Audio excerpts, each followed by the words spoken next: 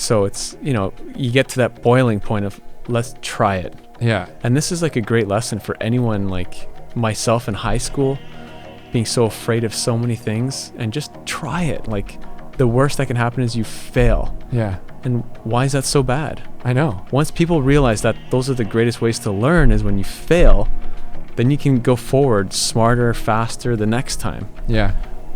Life is a crazy thing, man.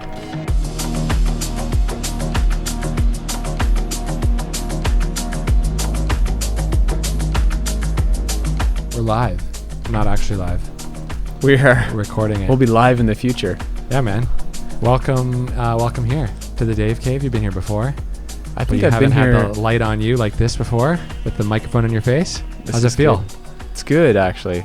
It's good to chat. Yeah, because we get like little bursts of ideas out, and we never go deep into something or like capture it in a way. Totally. So I think it's cool. Yeah. How many times, like the last few times we've hung out and played ping pong, we're like, man, we gotta should record do that something. thought or say something. So Yeah. here we are, A lot of thoughts. making it happen, man.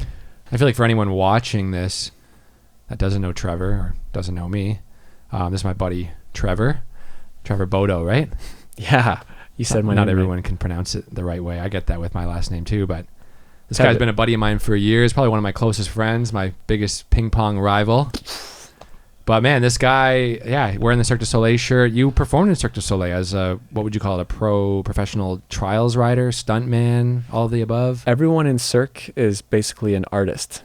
Right, okay. So you could go in there as a parkour stunt person. You could go in there as a juggler, an actor, comedian, Yeah.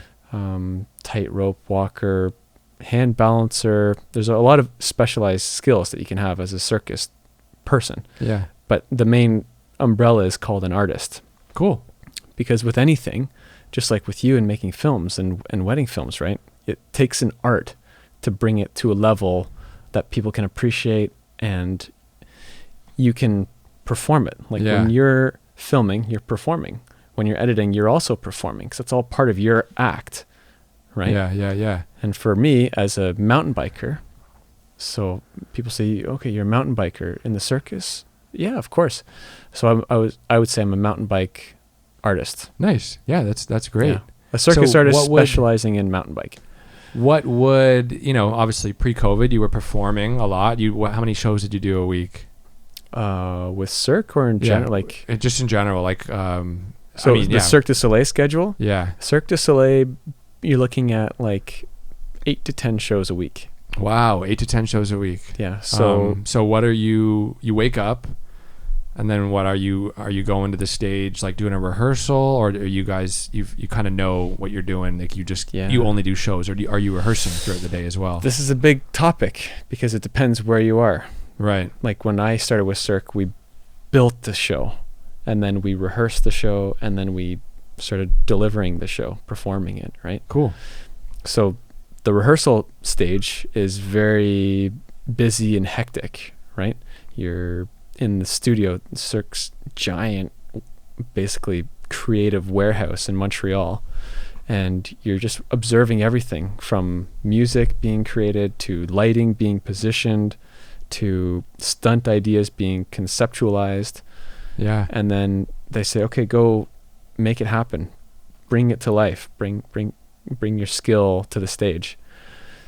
So we did that for trying to think back now. When did it happen? October? November? Yeah. Amazing. November, December, January, February, March. So 5 months, 6 months of rehearsal basically. Wow. And then we did 8 to 10 shows a week. So Tuesday, Wednesday, Thursday, 1 show, and then Friday, Saturday, Sunday, 2 shows. Yeah. Amazing. And I haven't actually been, like, I haven't seen you live at Cirque du Soleil, but we've done videos together, right? I know, yeah. And what I love about what you do is, like, obviously there's so much skill in what you do. I'm not going to take away from that, but just the level of, like, precision and focus and accuracy. Like, I've seen you do that one gap you did from picnic table to picnic table was like a 10-12 foot gap. A lot of the stuff you do, there's not much room for error, like a little bit of error and you're breaking bones, or you're like messing up your bike, or hurting other people. Or before you do a stunt like that, like I think you said this before, What goes through your mind? Like, you obviously are extremely confident. You wouldn't just do something out of the blue, right? Like every jump you do, or every whatever skill-based thing you do is heavily calculated, I would assume, right? Not anymore. Not anymore. But yeah, this is the core fundamental of it, right? Like Right. for me, I know a lot of people grow up differently, right? Like people are risk takers. They hurl themselves off bridges, or they try things too quickly. Yeah. And I found I progress really slowly. So like I get interested in a skill or a stunt, I try it, and then I let it sit. And like there's something about letting something sit and percolate in your mind that like muscle memory Yeah. happens, and then you go back and try it again bigger or more flawlessly, and then let it sit and percolate, and then it's like a layering effect. Wow. So I never get too far ahead of my layers, if that makes sense. Yeah. So I'm never like too deep into a stunt before I'm at risk or anything. So everything you were doing live during the circus show, you were like 99 to 100% confident that nothing would go wrong. Yeah. And right somewhere here should be where we should insert some sort of clip. Right. Because I would love to show like what some of these stunts were from Yeah, the yeah, show. no, of course. There's some great stunts like Cirque. I missed that show so much. It scared me a lot in the best ways, because it always had me on edge, and the excitement of, okay, I know this act is up and I'm after this act. So as soon as I hear that music coming, you feel that adrenaline coming. Yeah, man. But some of the stunts, yeah, like I definitely sure of myself, but the thing I was riding on was a stage, a super specialized hydraulic stage. And it had 3 pieces that rose out of the stage. Wow. And I basically rode them up, and the stage sort of danced when I was on. It was it's hard to describe. Yeah, it's really sweet. Yeah. Mind blowing. Yeah. Go like what do you kind of eat in a day, or what were you eating during Cirque du Soleil? Like, I noticed the other night when we were hanging out, you're like, yeah, I don't eat McDonald's or any of that crap, right? So. Oh, of course not. No. Like what are you eating? Smoothies or eggs or what sort of stuff? Because I know you probably don't cheat that much, man. You keep in good shape. You're pretty strict. Yeah, keep it strict, but I mean, you gotta. For me now, it's just getting calories. Like, right. At Cirque, you're given food. Like you have a dedicated food truck, like a cafeteria team, and Cool. there's 4 chefs from different parts of the world, and they just rock it in there. It's Wow. the best food I've ever eaten in my life was back at Cirque. It's unbelievable. Nice. And they would have everything though. They would have anything from sushi to burgers to cookies to anything, any Cool. cuisine you can think of, because the artist selection was so diverse, right? Right. Yeah. You probably have all these different ethnicities from all over the world. Yeah. People have different. I think our show had 20 different ethnicities. Wow. Yeah. Amazing. So it's got the variety. Got your hamburgers and pasta, and then you got your sushi and Yeah. Korean food and all Italian, that. Japanese, Nice. Korean. Yeah. Nice, So, man. but a normal daily thing for me, eggs, a little bit of toast for carbs, Yeah. a lot of spinach for greens and vitamins and minerals.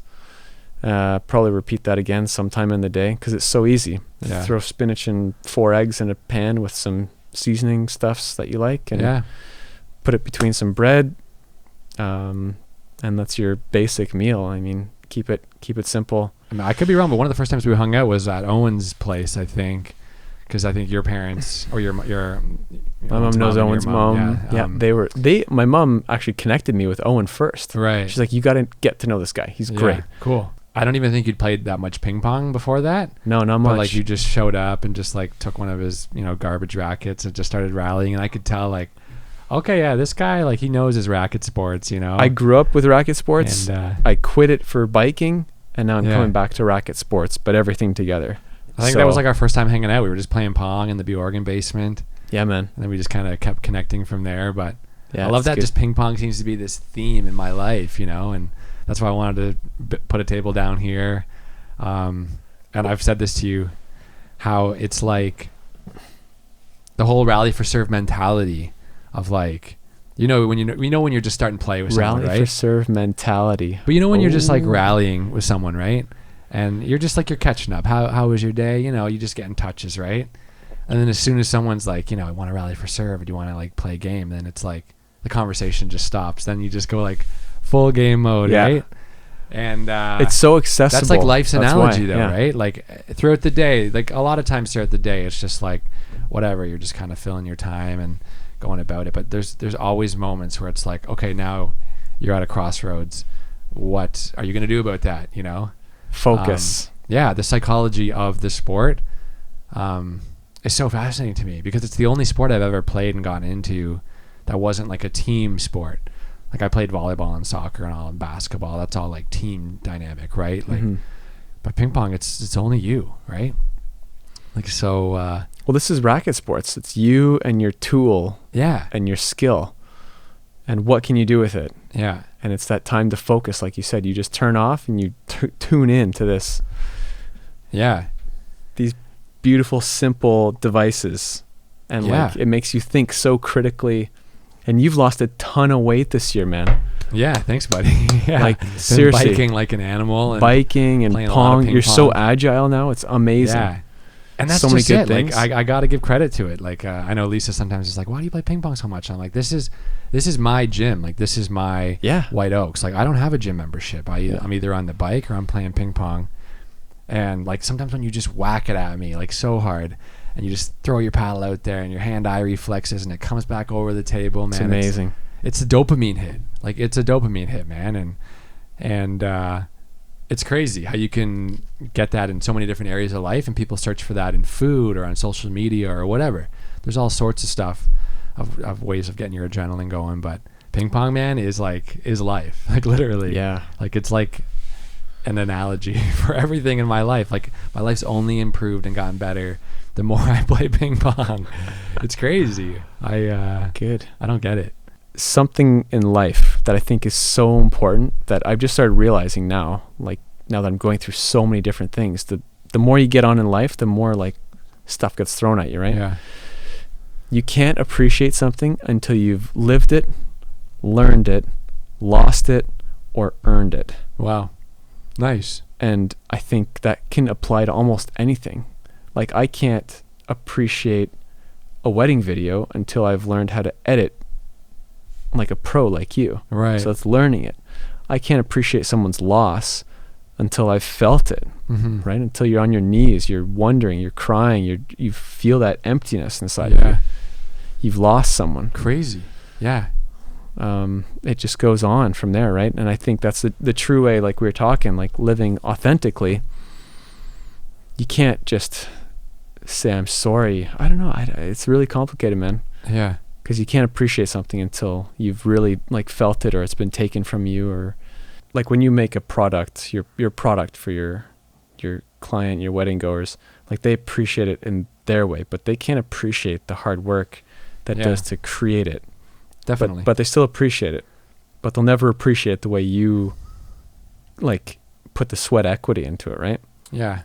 Or like we can't appreciate true professional ping pong play because we haven't put those 10,000 hours in. Yeah. Like you've got your iPong robot here, but like to really appreciate high level anything, you got to put the time in. You got to be at the back end of that. Yeah. That timeline. And like, we become so detached by computers and phones and, you know, the endorphin rush that you're in, dopamine stuff and all this keeping up with your social media and just tune out and tune into yourself. Like we're almost all just like walking brands now.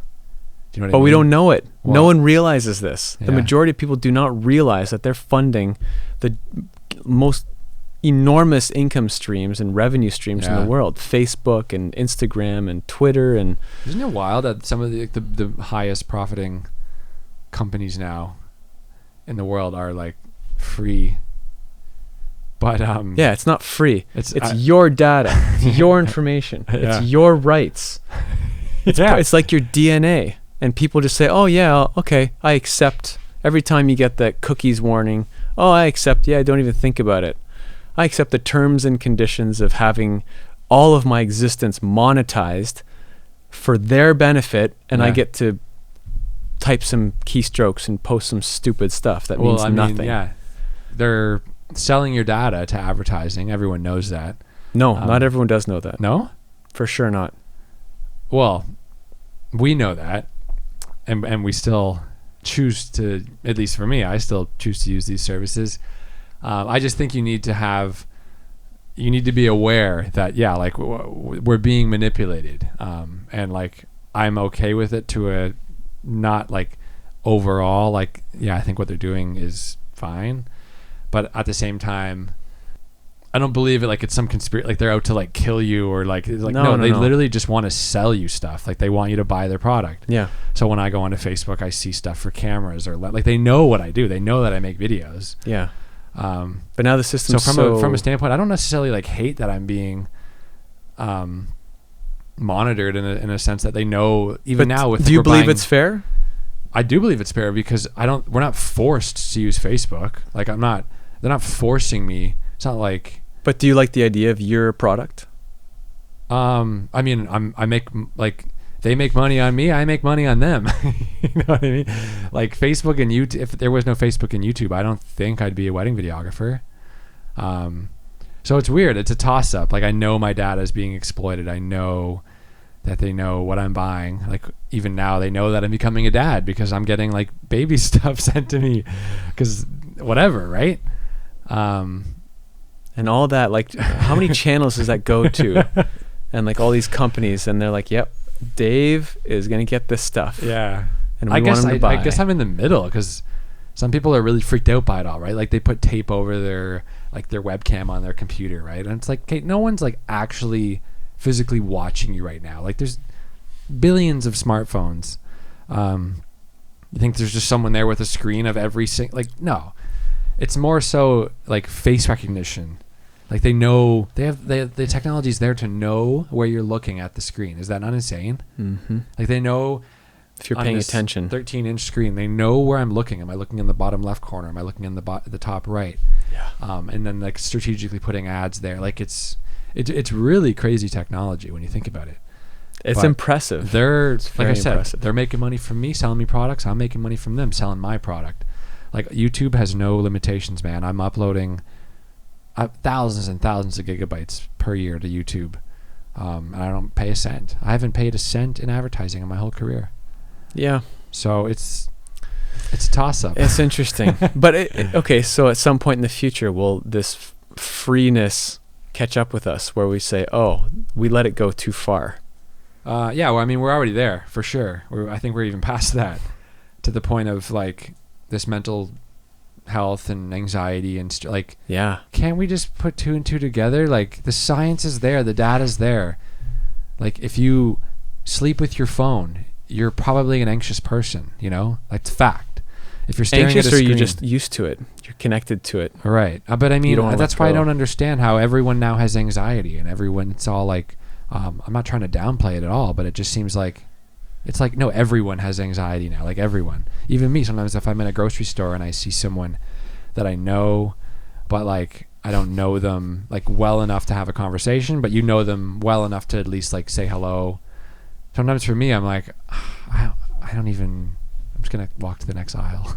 You know what I mean? Avoid the conflict. Like, why? Yeah. Why am I able? Like why? And you know, so you kind of dive deeper, and it's like, I love it. Maybe it's because it's like, I biked here, so I'm sweaty, and I don't want them to like see how gross I look right now, and that I'm carrying all this stuff. Whatever. Like, I think we need to actually think, okay, why don't I actually want to say hello to this person, or, you know, like really dive into the psychology of why am I anxious right now? Yeah. So many people just like, no, that gives me anxiety. Well, like, what about it gives you anxiety? And did you know that the brain is trainable? Like, we can actually overcome like most of our anxiety. And I think a lot of that comes from the fact that people pick up their phone to distract themselves right when they get those anxious moments. Oh, he's talking to me. She's talking to me. I just look busy. Yeah. Oh, just 1 second. No, sorry, someone's calling me right now. No one's calling. It's like, yeah, okay, yeah, I'll be. You know what I mean? Yeah. It's that it's not confronting your fears. It's just running away from things constantly. So you don't have any.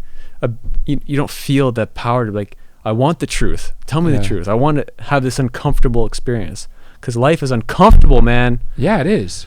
It should be uncomfortable. And the only thing in life that you're guaranteed is death.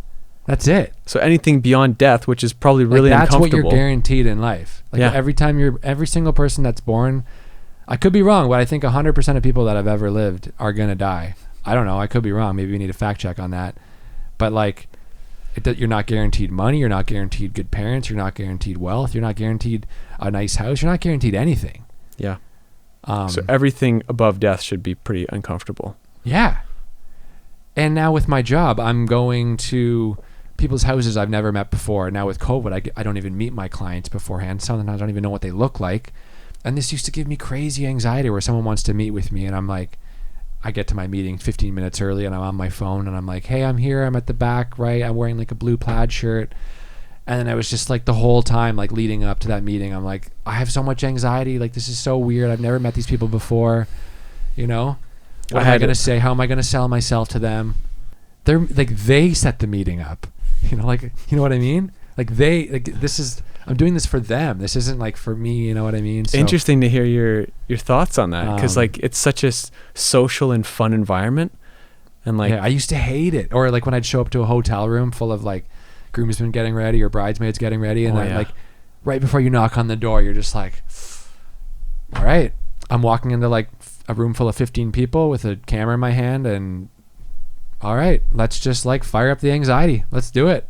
Let's get the anxiety rolling. Well, you're dealing with some pretty precious moments though. Like you're walking in at some of the most like once in a lifetime moments for some people. Yeah. And people are, if I'm being honest, people are paying a lot of money for me to be there. Right. So there comes this level of like, you almost have to justify your paycheck.